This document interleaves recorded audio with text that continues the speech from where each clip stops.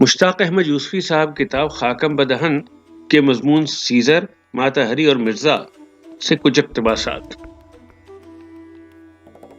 ہائے اللہ، یہ ہاتھی کا ہاتھی کتا کاہے کو لے آئے؟ چوکیداری کے لیے۔ کس کی؟ گھر کی؟ اس گھر کی؟ ہاں، بہت ہی ہوشیار کتا ہے، گھر میں کچھ نہ ہو تب بھی چوکیداری کر سکتا ہے۔ اس ازدواجی مکالمے کے بعد میں یہ فائدہ ضرور ہوا کہ تنخواہ ملتے ہی ہم نے گھر گھرستی کا ضروری سامان خرید ڈالا تاکہ کتا اس کی چوکیداری کر سکے۔ خدا بھلا کرے مسٹر ایس کے ڈین، شیخ خیر الدین ایم اے آکسن کا، جو ہماری آتش شوق کو ہوا دیتے رہے۔ یہ ہمارے دور پرے کے عزیز ہیں۔ ان کے پاس ایک بڑا جید کتا تھا، خالص گرے ہاؤنڈ، جسے وہ پڑوسیوں کا خون پلا پلا کر پال رہے تھے۔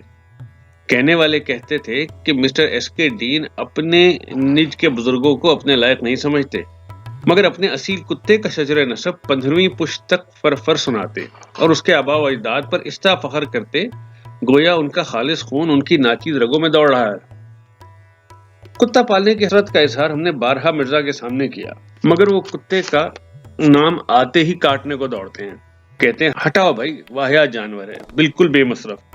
کتے کی تخلیق کا واحد مقصد یہ تھا کہ پطرس اس پر ایک لاجواب مضمون لکھے، سو یہ مقصد عرصہ ہوا پورا ہو چکا، اب اس نسل کو زندہ رہنے کا کوئی حق نہیں۔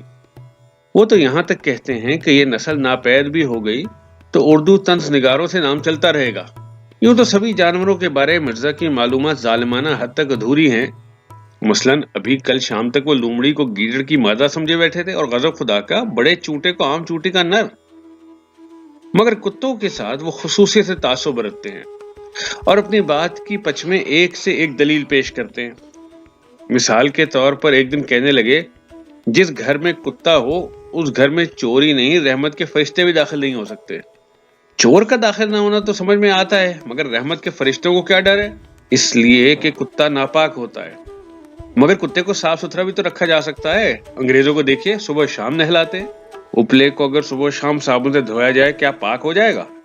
مگر سوال یہ ہے کتا ناپاک کیسے ہوا؟ کج بیسی کچھ تم سے سیکھے۔ اللہ بخشے نانی جان کہا کرتی تھی کہ کتے کے منہ میں سور کی رال ہوتی ہے۔ لیجئے، آپ نے ناپاکی کی اچھوتی توضیح تیار کر لی۔ بھائی میرے، ایک موٹی سی پہچان تمہیں آج بتائے دیتا ہوں، یاد رکھو، ہر وہ جانور جسے مسلمان کھا سکتے ہیں پاک ہے۔ اس لحاظ سے مسلمان ممالک میں بکروں کو اپنی پاکی و طہارت کے سبب خاصا نقصان پہنچا ہے۔ بکنے والے بکا کرے، مسلمانوں نے کتے کو ہمیشہ کتا ہی کہا ہے، بڑے آدمیوں کے ناموں سے نہیں پکارا۔ بڑے آدمیوں کی ایک ہی رہی، آپ نے سنا نہیں کہ نسلاً سب کتے ایک زمانے یہ بھیڑیے تھے؟ آدمی کی صحبت میں ان کا بھیڑیا پن جاتا رہا، مگر خود آدمی۔ دیکھو تم پھر لٹریچر بولنے لگے، علموں بس کریو یار۔ اس بارے میں مرزا کے نسلی تعصب کی جڑیں ان کے سگ گزیدہ بچپن تک پہنچتی ہیں، اس لیے خواہ ان سے الجھنا مناسب سمجھا اور چپ چاپ کتا رکھنے کی آرزو کو پالتے رہے۔ یہاں تک کہ وہ دن آ گئے جب ہمارا انگریز افسر اپنے وطن کی جانب روانہ ہوا، اور روانگی سے قبل اس تعلق کی خاطر جو ہم کو اس سے اور اس کو اپنے کتے سے ساتھ دریافت کیا، تم چاہو تو میرا کتا بطور یادگار رکھ سکتے ہو، امپورٹڈ السیشن ہے 13 ماہ کا، سیزر کہہ کر پکارو تو دم ہلاتا آتا ہے۔ اس میں مطلق شبہ نہ تھا کہ اس سے بہتر کوئی یادگار نہیں ہو سکتی تھی کہ جب بھی وہ بھونکے گا افسر کی یاد تازہ ہو جائے گی۔ پھر یہ کہ السیشن، کبھی ہم اس کو کبھی اپنے گھر کو دیکھتے ہیں۔ افسر کی ادنا مہربانی سے ہمیں اتنی خوشی ہوتی ہے کہ بقول مرزا اگر اس وقت ہماری دم ہوتی تو ایسی ہلتی کہ پھر نہ تھمتی۔ رہی صحیح ہچکچاہٹ کو لفظ امپورٹڈ نے دور کر دیا تھا۔ امپورٹڈ نے انگریز افسر کے منہ سے نکلتے ہی ہماری مدافعت کی دیوار کو، جو کبھی بھی بہت بلند اور پختہ نہ تھی، یکلخت ڈھا دیا۔ لیکن ایک بات کے لیے ہم بھی ذہنی بلکہ جسمانی طور پر تیار نہ تھے۔ 13 ماہ کی عمر سن کر ہمارے تصور میں ایک بہت ہی بھولی بھالی صورت ابھری تھی۔ ہم نے سوچا جیسے 13 مہینے کا آدمی کا بچہ بڑا پیارا سا ہوتا ہے، تھن متنا سا، گدگدا گاؤں گاؤں کرتا ہوا، یہ بھی ویسا ہی ہوگا۔ مگر سیزر ہر اعتبار سے ہماری توقعات سے بڑھ کر نکلا۔ اس کا سراپا کھینچ کر ہم ناظرین کا وقت ضائع نہیں کرنا چاہتے۔ اس کا ڈیل ڈول کا سرسری سا اندازہ اس امر سے لگایا جا سکتا ہے کہ ہمارے دیرینہ کرم فرما پروفیسر قاضی عبد القدوس کی سالم ران اس کے منہ میں آ جاتی تھی، اور یہ پروفیسر مذکور ہی نے بتایا، بندہ خدا تم نے بڑا غضب کیا، 13 مہینے کا السیشن تو پورا پاٹھا کتا ہوتا ہے، کتابوں میں لکھا ہے کہ 3 مہینے سے زیادہ کا السیشن نہیں لینا چاہیے۔ اس پر مرزا نے یہ نمک چھڑکا کہ آنکھوں دیکھی بات ہے، کتے کی تندرستی اور نسل اگر مالک سے بہتر ہو تو آنکھیں ملا کر ڈانٹ نہیں سکتا، پھر یہ تو غیر معمولی طور پر خونخوار بھی نظر آتا ہے۔ ہم نے کہا مرزا تم خامخواہ ڈر رہے ہو۔ بولے جو شخص کتے سے بھی نہ ڈرے مجھے اس کی ولدیت میں شبہ ہے۔ ہم نے کہا مرزا کتا اگر خونخوار نہ ہو تو پالنے سے فائدہ، پھر آدھی بکری کیوں نہ پال لے؟ بولے ہاں بکری کتے سے بدرجہ بہتر ہے، بڑی بات یہ کہ جب چاہو کاٹ کر کھا جاؤ، گرچہ چھوٹی ہے ذات بکری کی، دل کو بھاتی ہے بات بکری کی۔ بحثہ بحثی میں ہم دونوں پٹری سے اتر گئے تھے، لہٰذا پروفیسر قاضی عبد القدوس نے بحیثیت ثالث بالخیر بیچ میں پڑھ کے اس معتدل رائے پہ بحث ختم کی کہ کتے میں سے اگر جبڑا نکال دیا جائے تو خاصا معقول اور مخلص جانور ہے۔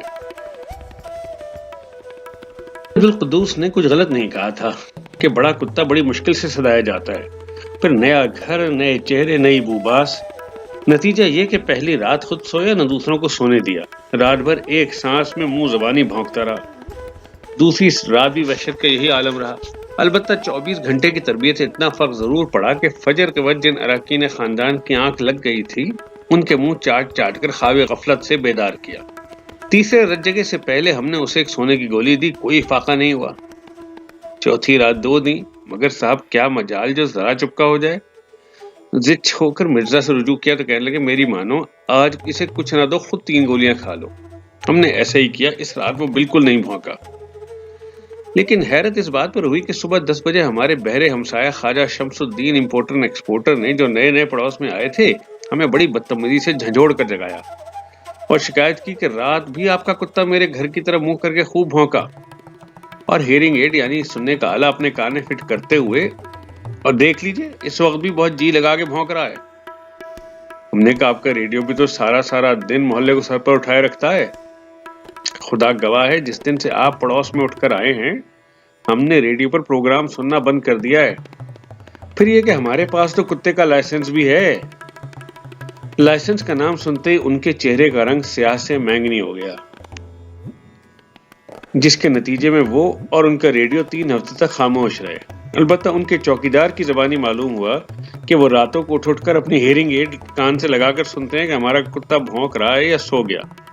ہمارے کانوں میں یہ بھنک بھی پڑی کہ اب وہ ہر ایک سے کہتے پھر رہے ہیں کہ بعض نادہند اپنے قرض خواہوں سے بچنے کے لیے کتا پال لیتے ہیں۔ وہ یہ کہتے بھی سنے گے کہ سیزر اشرافوں کا کتا معلوم نہیں ہوتا۔ ادھر ان کی بیوی کی بدگمانی کا یہ حال تھا کہ سیزر جھوٹوں بھی دروازے میں سے جھانک لے تو جھٹ ہاتھ بھر کا گھونگھٹ نکال لیتی تھی۔ 3 ہفتے بعد دیکھا کہ پھر منہ بھلائے کلبہ حضرت کی طرف چلے آ رہے ہیں۔ ہمارے پرجو السلام علیکم جواب فرمائے دیکھیے سور کے بچے نے کیا کیا ہے۔ مرزا پیچھے بول اٹھے منہ سنبھال کر بات کیجیے، وہ کتے کا بچہ ہے۔ اس جملہ کے بعد ہم بھی کچھ سخت بات کہنے والے تھے کہ مرزا نے جو اس وقت ہم سے لوڈو کھیل رہے تھے ہماری کوہنی مار کر اپنے چھجے دار بھوؤں کی جنبش سے خواجہ شمس الدین کی بائیں ٹانگ کی طرف اشارہ کیا جو گھٹنے تک پائنچے سے بے نیاز تھی۔ ہم نے کنکھیوں سے دیکھا تو زخم واقعی اتنا لمبا تھا کہ زپ لگا کر بآسانی بند کیا جا سکتا تھا۔